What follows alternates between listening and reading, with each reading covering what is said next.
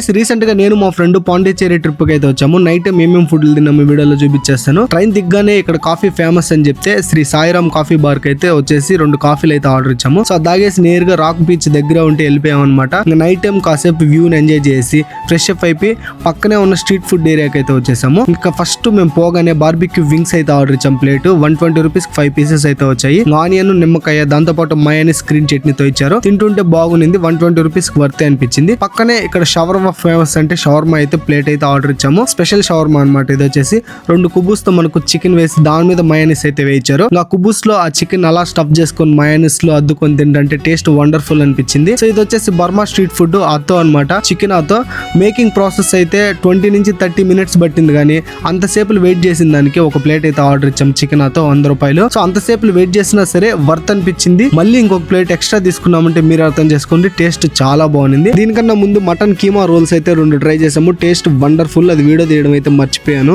Last లో ఇక్కడ railway station పక్కనే మనకు వచ్చేసి టీ ఫేమస్ అంటే టీ తాగాను అనమాట. టీ కూడా చాలా బాగుంది. ఇలా అయితే ఎండ్ అయింది గైస్. మీరైతే వీడియో లైక్ చేసి షేర్ చేయడం అయితే మర్చిపోకండి.